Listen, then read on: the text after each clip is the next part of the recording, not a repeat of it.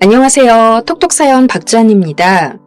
어린 시절에는 고향 친구들이나 동창 친구들이 많이 있는데 나이 먹으면서 하나둘씩 연락이 끊기잖아요. 저 역시도 그런데요. 진정한 친구 한 명만 있으면 인생은 성공한 거다라는 말이 있는데 여러분들은 어떻게 생각하세요? 오늘 사연자분은 적어도 친구 하나쯤은 정말 잘 뒀다는 생각이 드는데요. 여러분들에게도 소중한 친구가 있으세요? 사연을 끝까지 시청해 주시고 혹시 모르니 댓글로 보고 싶은 친구의 이름을 한번 적어보시는 건 어떨까요? 그럼 톡톡 사연 출발하겠습니다.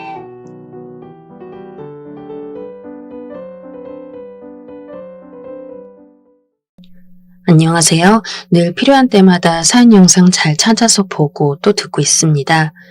일찍이 채널을 구독 신청해놓고 매일 올라오는 영상을 확인하는 재미를 붙였습니다. 그리고 오늘은 제가 좋아하는 문장들을 마음 가는 대로 적어보면서 제 사연을 신청하고자 합니다. 저는 하루 일과를 끝내고 잠자리에 들기 전 잠시 눈을 감고 하루를 돌이켜보면 안도감과 허탈감을 동시에 느낍니다. 그나마 커다란 실수 없이 하루를 마무리할 수 있었다는 안도감과 또 한편으론 속절없이 아무것도 제대로 하지 못한 채 하루를 허비했다는 허탈감입니다. 그야말로 화살같이 흐르는 나날들. 허무할 뿐만 아니라 때로는 시간을 흘려버린 것에 죄의식마저 느낄 정도입니다. 저라는 사람이 이 세상에 태어난 이유가 무엇이었는가? 저라는 존재가 이 세상에 태어나 무엇을 해보았는가?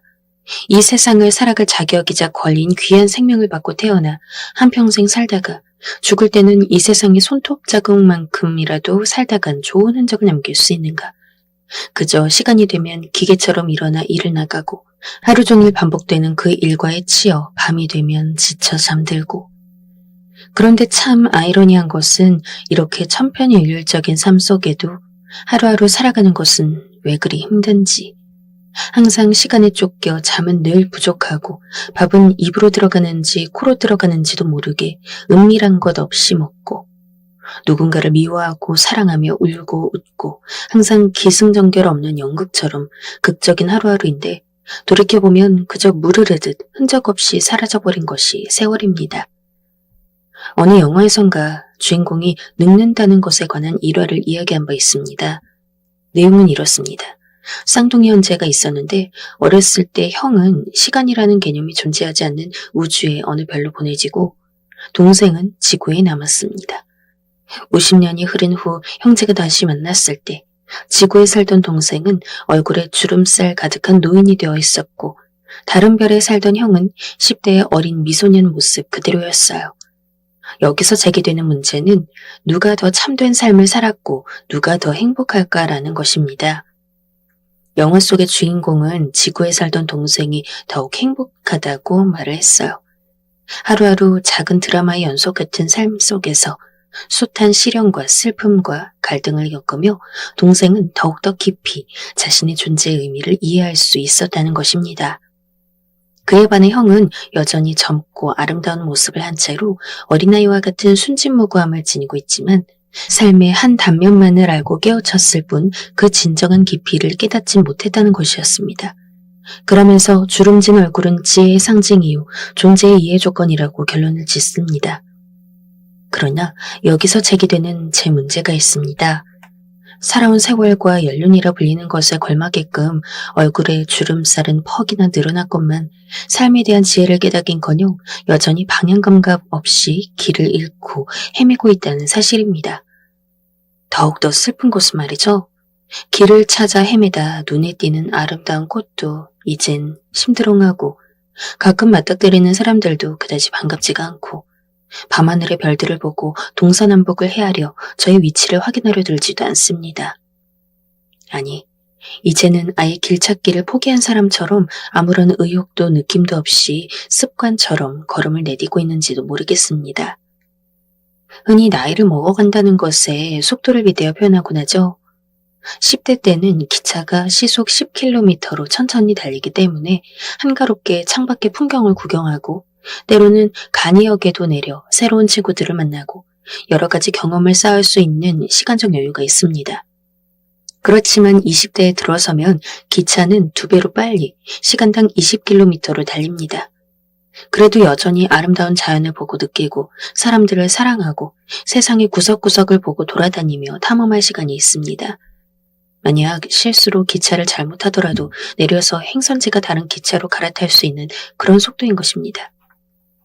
하지만 30대에 들어서면서부터 기차의 속도는 점점 빨라져 창밖의 풍경은 휙휙 지나가 버리고 괜스레 마음은 초조해집니다. 그리고 40대부터는 종착역을 향해 곤두박질하기 시작하는 그런 것이 인생의 기차입니다. 그래도 종착역에 도착하려면 아직 시간이 꽤 남아 있습니다. 저는 제가 이 남은 시간 동안 해야 할 일, 그리고 때로는 무의미하게 습관적으로 흘러가는 시간에 대한 아쉬움과 두려움으로 가득 찬 일상의 의미를 찾은 것 같다는 생각을 합니다. 저에게는 사랑하는 아내와 그리고 2 자녀들이 있습니다. 저는 결혼을 꽤 일찍 한 편입니다. 민망하게도 그러려고 의도한 건 아니었고 결혼 전에 연애 상태에서 생겨버린 생명 때문이었어요. 지금은 저의 아내가 된 여자친구의 임신 사실을 알았던 당시 기분이 어땠던가를 회상하면 당혹과 놀라움이 무조건 앞섰던 것이 떠올려집니다. 그도 그럴 것이 그때 제 나이가 24밖에 안 됐을 때였으니까요. 게다가 아내는 22 나이였습니다. 그렇게 나이도 어리던 데다 경제적으로 완전한 자립을 하지 못한 상태였기 때문에 두려움이 상당했어요. 그러나 저는 제 핏줄을 이어받은 생명을 품게 된 일을 결국 무시할 수 없었고 당시 아내 또한 상상해 본 적 없던 길을 걸어야 한다는 무서움 속에 사로잡혀 있었음에도 뱃속의 생명을 포기하겠다는 생각은 추호도 없었습니다. 그렇게 결단을 내린 저희는 부부가 되어 함께 살았어요. 부부가 되는 것은 당연한 수순이었으나 사실 저희 부모님께서는 반대하셨습니다. 임신을 했기 때문에 너무나 어쩔 수 없는 상황임은 분명히 알고 계셨지만 그래도 이 결혼은 성사되지 않았으면 좋겠다는 바람을 숨기지 않고 제 앞에서 드러내셨죠. 저는 부모님께서 그리 나오실 수밖에 없다는 것을 그 심정을 10분 이해했습니다. 준비되지 않은 결혼, 너무 성급하게 자식이 부모가 된다는 것, 이런 것들에 대해 걱정과 거부감을 지니고 계셨습니다. 그뿐만 아니라 저는 집안의 장남일 뿐만 아니라 사실상 가장 역할을 앞두고 있던 처지이기도 했기 때문입니다. 아버지께서는 공장에 일을 다니고 계셨지만 치고 올라오는 젊은 인력들에 많이 밀려있는 상태에 놓여 계셨어요. 그 고된 일자리마저도 위태했던 것입니다. 분명히 다른 인력들과는 확연히 다른 베테랑이 저희 아빠였지만 위기감이 짙었습니다. 어머니께선 건강 상태가 많이 좋지 않았어요. 그리고 제 밑으로는 남동생과 여동생이 있었죠. 동생들이 전혀 자리 잡지 못하고 있는 와중에 제가 당장 결혼을 해서 제 아내와 태어날 아이와 함께 이룬 가정을 책임진다면 남겨진 저희 가족들은 반드시 힘들 상황이었습니다. 그러다 별다른 수가 없었던 저는 불효를 저지르는 것에 깊은 사죄를 드리고 아내와 살아갈 수밖에 없었죠.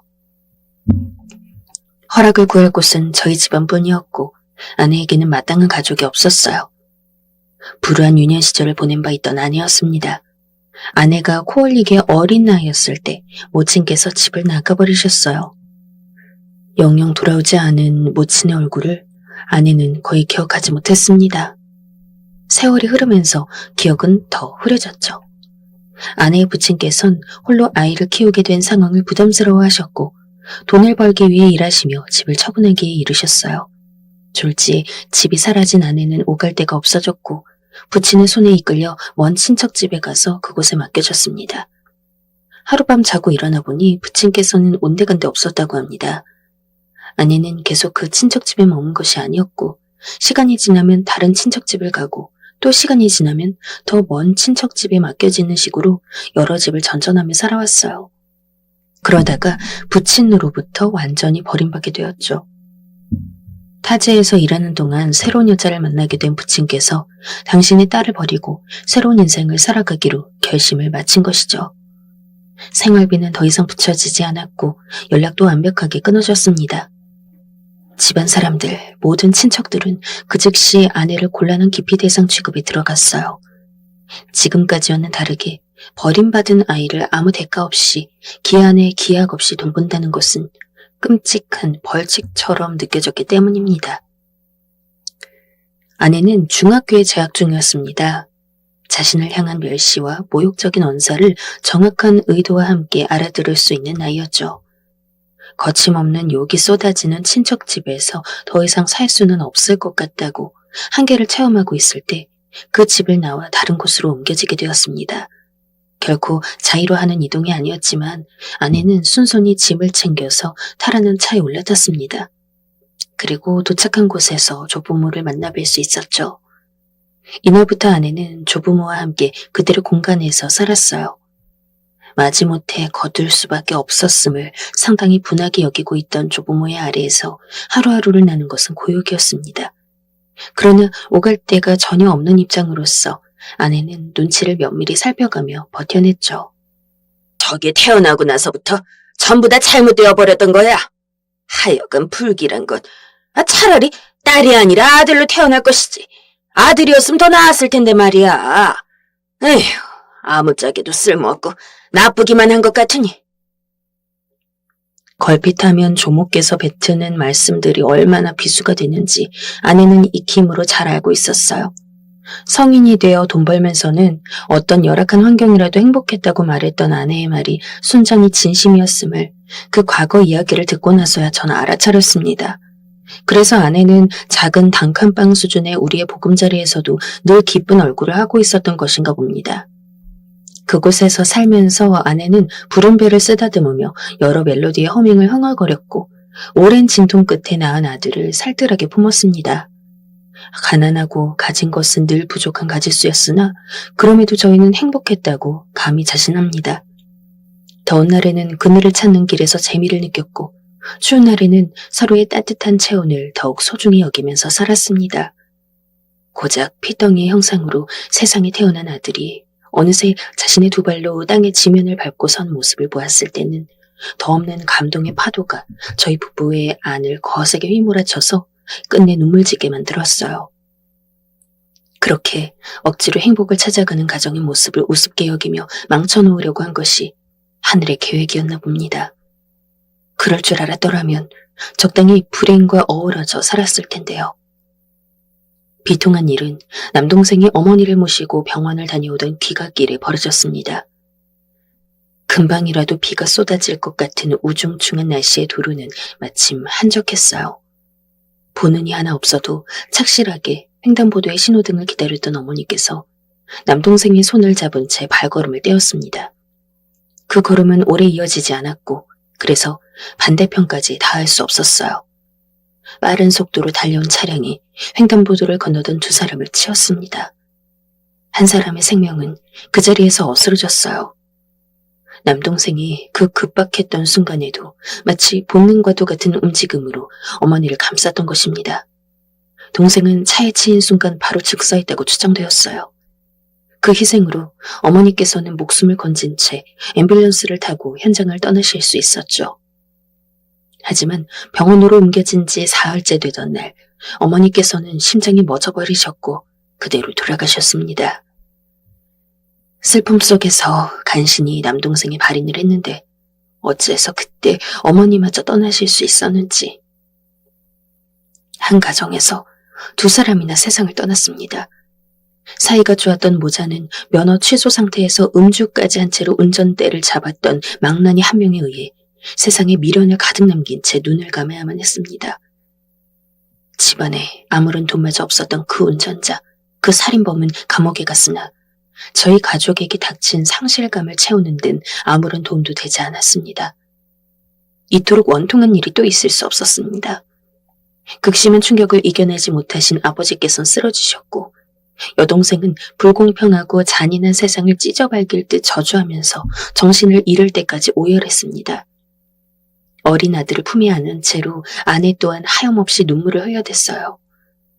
마땅한 친척이 없었던 저희 가족이었기에 장례식을 진행하는 것이 더욱 어려웠습니다만 너무나도 한많은 죽음으로 생을 마감한 어머니 그리고 한 걸음 더 먼저 하늘나라를 구경하러 떠난 남동생을 위해서 어떻게든 장례식을 이어갔습니다. 저는 상주로서 장례식을 책임지기 위해 정신력으로 버텼습니다. 무너지지 않기 위해 이를 악물고 견뎌내고 있었어요. 어머니의 장례식에 찾아와준 조문객을 확인한 저의 눈에 공허한 슬픔 외에 감정이랄 게 떠올렸습니다. 조문객의 정체가 의외라는 것에서 놀라움이 들었기 때문이었어요. 그 조문객은 바로 제 중학교 동창 녀석이었습니다.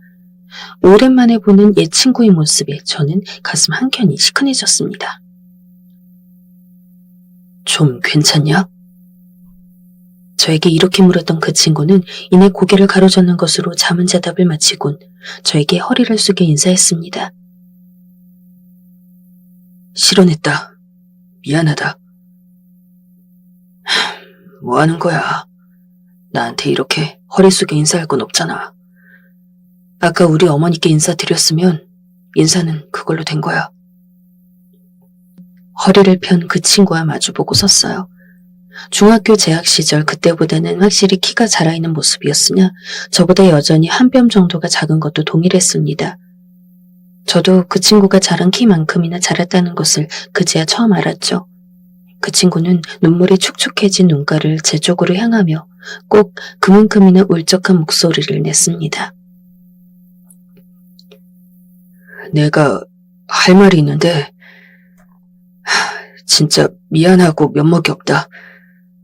양복은 주워 입고 왔지만 내가 돈이 부족해서 마땅한 조의를 표할 수가 없어. 정말 미안하게 생각한다. 지금 돈 들어갈 데가 있어서 도저히 돈이 마련이 안 되었다는 게 핑계인 건 안다만. 와줘서 고맙다. 저는 횡설수설하려고 하는 그 친구의 말을 끊었어요. 이미 눈빛에서 진정한 조의를 표하고 있음을 그 친구를 보면 알 수 있었죠. 그것으로 그 친구는 자격을 갖춘 조문객이었습니다. 이런 힘든 순간에 슬퍼해주러 와줘서 정말 고마워. 진심이다. 그 친구에 대한 고마움과 어머니를 잃은 슬픔이 뒤섞여 저는 얼른 손으로 눈가를 훔쳤습니다. 저를 따라 그 친구도 잔뜩 눈시울이 붉어져 있었습니다. 조문객의 발길이 뜨문뜨문하다 못해 정적이 감도는 장례식장에서 저와 그 친구는 조용히 대화를 나누었습니다. 그러면서 그 친구의 근황도 알 수 있었어요. 한 달 전에 결혼을 했다고 저에게 소식을 알려주었어요. 저의 놀란 표정을 보고는 그 친구는 황급히 주변 아무에게도 알리지 않고 조용히 하게 된 결혼이라고 말을 덧붙였죠. 그도 그럴 것이 식을 올리지 않고 그저 혼인신고만 하여 부부가 되었다고 하는 겁니다. 저는 제 아내와 아들을 그 친구에게 보여주었어요. 이런저런 대화를 나누었던 그 친구와는 어머니의 장례식 이후로 종종 연락을 주고받았습니다. 결코 자주는 아니었고 간단한 계기가 생긴다면 하게 되는 연락이었죠. 그리고 그 친구를 제가 다시 만난 것은 3년이 흐른 뒤였습니다. 바로 저희 아버지께서 돌아가신 것을 계기로 하여서였습니다. 어머니와 남동생을 그렇게 한꺼번에 잃은 후 아버지께서는 쇠약해지셨어요. 그러다 중풍으로 쓰러지기까지 하셨는데 후유증을 심하게 앓고 계시더니 끝내 숨을 거두고 마셨습니다. 아버지의 죽음 앞에서 저는 너무나 초라해지고 말았습니다. 하나뿐인 아버지께서 돌아가셨는데 장남인 저에게 장례식 하나 무사히 치러낼 능력이 없었던 겁니다. 저 스스로도 한심한 현실이 믿어지지가 않았습니다. 믿고 싶지가 않았어요. 차라리 아버지를 따라 죽어버리는 것이 낫지 않을까 싶을 정도로 비참한 심정이었죠. 저희 가정에는 둘째가 태어난 직후였습니다. 어여쁜 딸아이의 얼굴을 들여다보며 제가 자조적인 질문을 뱉었던 것을 기억합니다. 할아버지가 돌아가셨는데 아빠는 할아버지를 제대로 배웅해드릴 힘조차도 없어. 이게 우리 딸은 믿어지니? 하늘나라로 무사히 가실 수 있게 그렇게 이 아빠가 배웅을 해드려야만 하는데. 어린 딸아이의 평온한 얼굴을 바라보며 저는 비참함 속에 눈물을 흘렸습니다. 그때 저에게 온 연락이 하나 있었어요. 바로 그 친구로부터였습니다. 갑자기 아버님 위독하시다고 해놓곤 이틀 동안 소식이 없으니 궁금해서 말이야. 아버님께선 괜찮으시냐? 무사히 계시지? 아니, 돌아가셨어. 이제 그만 살고 싶으셨는지 미련이 없으셨던 건지 너무 빨리 그렇게 소찬해버리셨네. 하늘나라에서 어머니랑 내 동생 빨리 만나고 싶으셨나 봐. 제 대답에 그 친구가 안타까운 한숨을 내쉬는 게 제 귀에 들려왔어요. 얼른 애도를 표하는 그 친구에게 저는 그 상황에서도 망설이다가 입을 열었습니다. 다른 누구도 아니고 우리 아버지야. 아버지가 돌아가셨는데 장남이라고 있는 나란 놈은 돈이 없어서 지금 쩔쩔매고 있다. 집에 빚까지 있는 상태에서 이런 상황은 너무 잔인한 거 아니냐? 내가 너무 미안하기도 지금 너한테 혹시 돈을 빌려줄 수는 없느냐고 그런 거나 물어보려 하고 있으니 말이야. 울컥 하고 속에서부터 치밀어 오르는 것에 저는 잠시 말끝을 삼켜버렸어요. 하지만 저는 더 긴 말을 이을 필요가 없었죠. 그 친구가 바로 단답을 보내왔기 때문이었습니다. 알겠다고 말입니다. 그렇게 즉각적인 대답을 건네준 그 친구는 당장에 저에게 1,000만 원이라는 거액을 보내주었습니다. 저는 제 계좌로 들어온 돈을 보고서는 처음에는 언뜻 100만 원인 줄로만 알았습니다. 그런데 1,000단위의 돈이라는 것에 얼마나 놀랐는지 모릅니다. 남동생, 어머니, 그리고 이번엔 아버지를 떠나보내며 저는 상주로서 자리를 지켰습니다. 무사히 아버지의 장례식 절차를 밟을 수 있었어요. 그 친구가 언제 어느 순간에 조문을 올 것인가를 두고 기다리고 있었습니다. 무려 1,000만 원이라는 금액을 바로 빌려준 그 친구의 은혜에 대한 감사 인사를 최대한의 성의를 발휘해 만반의 준비를 마음속으로 이어가고 있었죠. 그리고 저는 이윽고 장례식장에 나타난 그 친구를 마주하게 됐을 때 더욱더 놀라운 일을 겪게 되었습니다. 3년 전보다 훨씬 멀끔한 양복을 차려입고 나타난 그 친구는 우선 저희 아버지께 인사를 올리며 눈물을 훔쳤습니다. 그 다음으로는 한가한 때를 기다려 저와 제 아내를 불렀죠. 저희 부부와 마주보고 앉은 그 친구는 놀라운 이야기를 꺼냈습니다. 그건 바로 조의금으로 2,000만 원을 하겠다는 말이었어요. 이미 1,000만 원까지 빌려준 상황이었는데 아버지 장례식 조의금을 2,000만 원을 하겠다니. 이게 대체 무슨 일인지 저는 갈피를 잡지 못했고 저처럼 어레동절한 얼굴이 된 아내와 시선을 교환했습니다. 그런 저희 부부에게 그 친구는 한 번 더 확고한 자신의 뜻을 전달해 주었습니다. 꼭 주고 싶다고 말입니다. 천수를 누리지 못하신 부모님을 다 떠나보내고 젊다 못해 어렸던 남동생 녀석을 일찍 보냈고 아직 여동생은 자리 잡지 못했고 그런 상황에 넌 빚이 있잖아. 게다가 아이들마저 둘이나 있지. 너에게 지금 돈보다 더 필요한 것이 뭐가 있겠냐? 그 친구가 차분하게 건네는 말을 들으며 저는 저도 모르게 고개를 가로저었던 것 같아요. 아무리 그렇다 해도 이건 있을 수 없는 일이었어요. 남이 베푸는 선이라는 것에는 반드시 그 의도만큼이나 한계점 또한 명확하다고 믿고 있는 게 저란 사람이었습니다. 도합 3,000만 원이라는 거액을 그 친구로부터 받을 수는 없다고 도저히 가능한 이야기가 아니라고 생각하면서 저의 의견을 그 친구에게 들려주었습니다. 하지만 되려 그 친구는 희미한 미소를 지어 보이는 것입니다. 그 반응에 흠칫 놀란 저를 보며 그 친구가 옛날 이야기를 갑자기 꺼내들었습니다. 우리 중학교 다닐 때 말이야. 나 참 적응 못하는 이단아였지. 눈치도 없었고 분위기 읽을 줄도 모르고 그러니까 왕따를 당했었지. 그렇게 되기까지는 왜 그랬는지 이해가 간달까. 하지만 내가 당한 왕따가 너무 심했다는 것에서 난 여전히 괴로움을 느낀다. 학교 생활이 아예 불가능해질 정도였으니까. 극심한 따돌림과 폭행, 지옥보다 더한 지옥이었어. 내가 군대를 가보니까 더 느껴지더만. 중학교 시절 내가 당했던 것이 얼마나 끔찍하리만치 가혹했는지 말이야. 그 개고생하고 있을 때 선생님들마저 모두 다 날 무시했었어.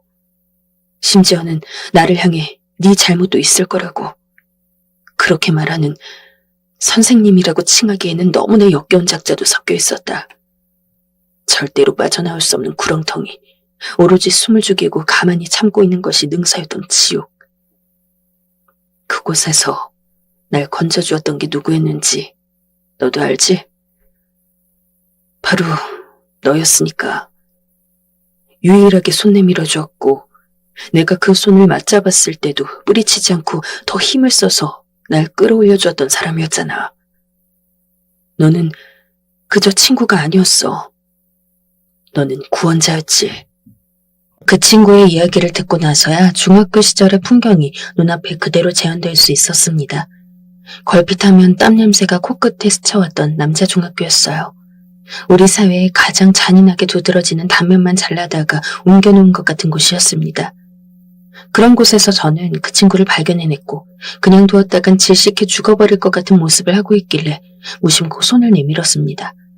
숨 좀 쉬었으면 좋겠다는 생각에서였죠. 제가 베풀었던 선의로 그 친구는 무한대의 가능성을 이룩해낼 수 있었던 겁니다. 인생을 살아갈 수 있었으니까요. 빈말 아니야. 너 아니었으면 지금의 나는 없었다. 아예 존재하지 않을 수도 있었어. 끔찍했던 암흑기를 털어내고 어른이 된 그 친구는 어느새 늠름해 보이기까지 한 모습이었습니다. 전에 너 어머님이랑 동생 그렇게 사고로 떠났을 때 내가 아무런 보탬이 되지 못해 얼마나 죄스러웠는지 몰라. 그 어느 때보다도 나에게 능력이라는 게 있길 바란 순간이었어. 그런데 신기하리만치 그 후로 내가 시작한 사업이 잘 풀리게 된 거야. 그리고 너에게서 돈이 없다는 말을 들었고 부탁을 받게 됐지. 나는 내 수중의 돈을 반드시 내어줘야겠다고 마음먹었어. 아무리 그래도 그렇게 큰 돈은 받을 수 없을 것 같다. 1,000만 원도 반드시 나 형편 되는 대로 갚을게. 부탁인데 약속 하나만 해줄 수 있냐? 약속? 뭔데 그래? 갚을 생각하지 마라. 그 친구의 말에 제가 화들짝 놀라지 않을 수 없었죠. 하지만 그 친구는 말에는 조금도 농담조가 섞여 있지 않았어요. 저를 가만히 바라보고 있는 눈동자도 진심을 말하고 있었죠. 난 결코 너에게 그 돈 돌려받을 생각하고 준 거 아니야. 3,000만 원, 3번이나 가족을 잃은 너의 큰 아픔에 대한 나의 진심 어린 조의라고 그렇게 생각하고 받아줘라. 대화 내내 꼭 참고 있던 눈물샘이 훅 터져버린 순간이었습니다. 한 번 터져나오자 도저히 걷잡을 수가 없어서 저는 히끗거리는 소리를 내며 서럽게 울음을 연달아 토해내고 말았습니다. 그런 저를 바라보는 그 친구도 분명 울고 있었습니다. 하지만 목소리만은 후련한 듯 선명했어요. 이걸로 너에게 받은 그 은혜 갚을 수 있어서 좋았다. 우리 둘 다 살아있어서 정말 다행이야. 그렇지? 그렇게 말하며 그 친구는 손을 뻗어 제 어깨를 꽉 잡아주었습니다. 그 힘있는 손길에 저는 저절로 힘을 부여받고 있는 듯한 착각마저 순간 들었습니다. 저는 그 친구를 꽉 안아주었어요. 고맙다. 죽지 않고 살아있는 게 이럴 때 기쁘다. 정말 다행이구나 싶다. 고맙다. 고마워. 눈물로 서로에게 인사를 건넸습니다. 슬픈 의미의 눈물은 아니었어요. 벅차오르는 심경을 그대로 담아낸 눈물이었습니다. 그 친구에게서 받은 3,000만 원이라는 거액은 저에게 엄청난 밑거름이 되어주었습니다. 그 돈으로 우선 빚을 갚을 수 있었고 여동생을 지원해 줄 수 있었으며 아들과 딸을 키워내는데 큰 도움이 되었어요. 아내의 건강 문제와 제가 시작한 일의 진행을 위해 저희 가족 4식구는 먼 지역의 외딴 마을로 이사를 갔습니다. 저는 오로지 일에만 파묻혀 지냈고 특허 개발을 해낸 이후로 큰돈을 벌게 되는 인생의 전환점을 맞이하기도 했습니다. 경제적으로 여유로운 삶을 영위할 수 있게 되었고 아내는 안정감에서 오는 정적인 시간들을 사랑하는 사람이 되었습니다. 저희 아들과 딸은 부족함이라는 것을 알지 못하는 환경에 더욱 익숙해져만 가는 아이들이 되었죠. 그리고 바로 저는 만족스러운 일상에서 권태를 느끼는, 배가 부른 것에 행복한 줄을 모르는 사람이 되어 있었습니다. 10년이란 세월은 강산도 변하는 기간이라는 것은 거짓부렁이 아님을 제 자신이 증명해내 보인 셈이었습니다. 옛날에 저에게 누가 다가가서 너는 미래에 돈과 명예를 다 가진 사람이 되고 네 가족을 부유하게 부양할 수 있는 가장이 된다. 그래서 모든 것을 갖춘 조건의 일상에 권태를 느낀 것으로 불안을 생성해낸다. 이것이 믿어지는가? 이렇게 묻는다면 옛날에 저는 필시 주먹을 휘둘렀을 겁니다. 믿어지지는 않으나 원한다. 하지만 이루어질 수 없는 미래를 원하고 싶지는 않다. 그것은 너무 비참하기 때문이다. 이렇게 외치면서 말입니다. 그러나 저는 현재 인생의 종착역까지 저의 남은 시간이 그 이전보다 빠르게 흘러가고 있음을 알고 또 인정한 상태에서 목표를 찾아낸 상태입니다. 제가 10년이라는 세월을 많은 것과 단절하는 동안 그 안에는 그 친구도 포함되어 있었습니다. 하지만 이침을 입힌 건 아니었어요. 제 마음이 불안하든 공허하든 기쁘든 슬프든 행복하든 떨리든 어떤 상태든 간에 항상 첫 번째로 기억하고 있는 것은 그 친구였으니까요. 마음속에 늘 간직함에 담고 있는 한 떨어져 있지 아니한 것을 믿었습니다. 오랜만에 제 앞에 나타났던 그 친구가 저희 어머니에게 애도를 표하며 울어주었을 때 지난 공백이 모두 사라졌던 것처럼 저도 그렇게 할 수 있을 것임을 믿고 있었습니다. 때는 언제면 좋을지 그것을 생각하고 있었어요. 그런데 어느 날 아들이 그 때를 알려주는 역할을 수행하였습니다. 원래 저희 아들은 핸드폰을 하다가 뭘 재미있는 걸 보거나 감동적인 내용을 발견하면 곧잘 저에게 그 내용을 보내주곤 했어요. 유튜브도 그렇고 제가 그런 걸 보고 접하는 걸 참 좋아하기 때문인 것 같습니다. 그날은 아들이 인터넷 사이트에 올라온 어느 게시글 주소를 저에게 보내주었어요. 옛날에 방영했던 어느 시트콤의 한 에피소드를 담고 있었습니다. 내용은 이렇습니다. 남자는 모르는 사람으로부터 걸려온 전화를 받습니다. 자기 아버지가 돌아가셨는데 생전에 수첩에 남겨두셨던 가까운 지인들의 연락처를 보고 전화를 돌리는 중이라는 것입니다. 남자는 의아함에 빠집니다. 그 부친이란 분의 성함을 들어도 기억이 안 납니다. 하지만 장례식에 섣불리 빠질 수는 없는 일. 준비를 하고 장례식장에 가봅니다. 그리고 영정사진을 보는데 역시나 모르는 얼굴입니다. 하지만 수첩에는 정말로 가까운 극소수의 사람들만 적혀 있습니다. 의문스러워서 자리를 뜨려는 남자였지만 장례식장이 횡한 것을 보고 자리를 지키기로 합니다. 자리를 지켰으니 이제 그만 가보려는데 고인의 관을 들 인력이 부족하단 유족들의 이야기를 들어버립니다. 하는 수 없이 고인의 관을 같이 들기까지 해줍니다. 영정사진을 들고선 화장터로 향하는 버스에 올라탄 남자가 고단한 일과 끝에 졸기 시작합니다. 그리고 남자의 과거가 펼쳐집니다. 버스를 탄 남자는 이내 수중에 돈이 없단 걸 알아차립니다. 반드시 이 버스를 타고 가야 하는데 난처해 있을 때 버스에 타고 있던 승객이 다가와 대신 돈을 내줍니다. 남자는 그 승객에게 고마움을 느끼고 반드시 갚겠다고 합니다. 됐다고 하는 승객에게 한사코 이 은혜를 갚겠다며 남자는 자신의 이름과 번호를 적어 건네줍니다. 뭉클해진 그 승객은 그것을 수첩에 고이 간직합니다. 그리고 그 승객이 세상을 떠났을 때 남자는 자기도 모르게 그 은혜를 갚았습니다. 이 내용을 보면서 저는 어느새 눈물을 철철 흘리고 있었습니다. 당장 그 친구를 찾아서 만나야겠다고 지금이 그때라는 외침이 제 안에서 울렸어요. 간직했던 그 친구의 연락처는 저 역시 수첩에 적어놨습니다.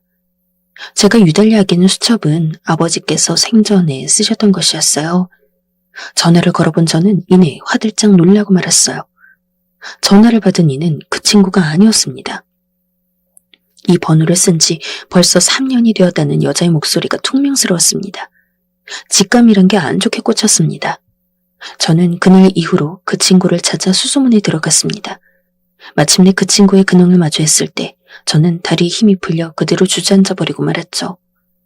제가 마음속에 늘 간직하고 있었던 그 친구는 이미 이 세상 사람이 아니었습니다. 충격적인 소식에 좌절해 있던 저는 그 친구의 아내분의 번호를 알아내 연락할 수 있었습니다. 제가 누군지 소개를 하자 깜짝 놀라는 반응을 보이시는 것을 통화로도 알 수 있었어요. 갑자기 암이 발견됐어요. 그런데 발견했을 땐 이미 너무 늦었고 손쓸도리가 없는 상태였습니다. 투병 기간이 길지 않았고 따라서 고통스러운 순간들도 많지 않았다고 아내분이 덤덤하게 말씀해 주시는 것에 저는 그나마 다행이라고 생각하면서도 가슴이 옥죄어오는 감각을 막을 수 없었습니다. 이미 그 친구가 떠난 지 오래인데 어떻게 지내고 계시냐고 했더니 선뜻 대답을 못 하시더군요. 저는 그래서 처음에 금방 재혼을 하셨기 때문에 그러신 건가 했으나 잘못 짚었습니다. 딸이랑 그냥저냥 산다고 힘없이 대답하시는 것에 제가 놀란 숨을 삼켰어요. 그 친구가 자신의 핏줄을 이 세상에 남기고 떠났던 것입니다. 초등학생 딸이 있다는 것을 전 당연하게도 모르고 있었습니다. 그 친구의 안부를 묻지 못했을 정도로 전 엉망으로 살아왔기 때문입니다. 저는 실례가 되는 줄 알면서도 어려운 질문임을 알면서도 한번 찾아가서 만나 뵙고 싶다는 바람을 꺼내들고야 말았어요. 아내분께서는 꽤 오래 침묵을 지키며 망설이셨지만 이내 주소를 저에게 알려주셨어요. 마음 같아서야 바로 다음날 찾아뵙고 싶었으나 부담을 느끼실까봐 그 주에 주말까지 기다렸다가 방문을 했습니다. 저희 집에서부터 그 친구의 아내분께서 알려주신 주소지까지 딱 2시간이 걸렸습니다. 그리고 저는 도착한 주소지 앞에 서서 난감함이 스치는 제 본성을 느낄 수 있었어요. 눈앞에 보이는 집은 아주 오래되어 낡은 다세대 주택이었습니다.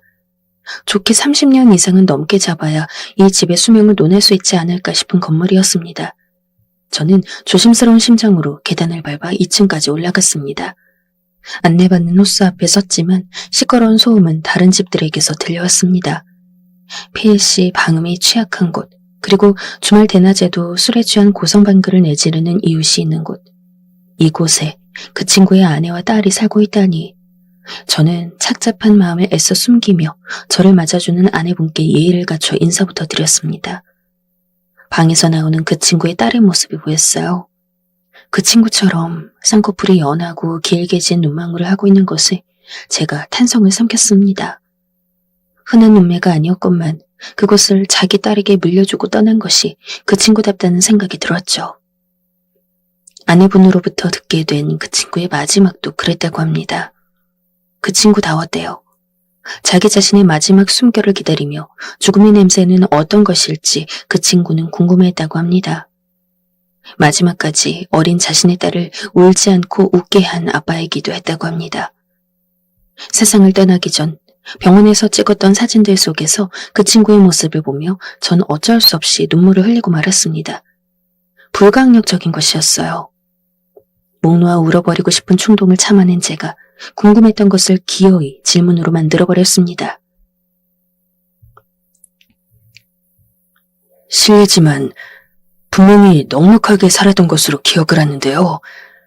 사업도 잘 되었던 것으로 알고 있고요. 그 후로 무슨 일이 있었던 건가요? 아내분께서는 흐르는 눈물을 닦아내시고는 응어리가 맺힌 게 많으신 듯 손으로 가슴을 계속 쿵쿵 두드리셨어요. 저는 곧 그 이유를 들을 수 있었습니다. 그 친구가 죽기 전부터 사업은 기울었고 다 정리를 했었다고 합니다. 사업을 정리하고 나서 이제 새로운 일을 해보려던 찰나에 그것도 시한부라는 사실을 알게 된 것이었죠. 그 친구의 죽음 이후에 일어난 일에 대해서 아내분께서는 큰 죄책감을 지니고 계셨습니다. 2차례 사기를 연달아 당한 끝에 재산을 날려버리셨던 겁니다. 그 충격으로 혀가 꼬이는 증상까지 겪으셨던 아내분께서는 경제활동을 하시기가 어려웠고 그러면서 시간이 더 허비되었다고 합니다. 그리고 현재에 이르게 된 것이었고요. 도저히 답이 안 보이네요. 이 가난을 어떻게 하면 벗어날 수 있을지. 걱정 마세요. 그걸 벗어나게 해드리려고 제가 지금 이 자리에 온 것 같으니까요. 제 말에 아내분께서는 우시는 것도 있고 깜짝 놀란 채로 얼어붙으셨어요. 저는 심심해 보이는 그 친구의 딸이 이쪽을 기웃거리는 걸 보고 손짓을 해서 불렀습니다. 품에 안아주는 동안 이 집으로 들어오면서부터 했던 결심을 재차하였습니다. 그 친구가 남기고 간 소중한 가족들은 제가 책임질 것이라고요. 이러려고 이렇게 돈을 벌었구나 하는 생각이 들면서 생의 모든 궤적은 어떤 유의미한 흔적으로 변모한다는 것을 깨달았습니다. 삶을 이어가는 의미를 저는 이렇게 찾았습니다. 살아있어서 매 순간이 다행입니다.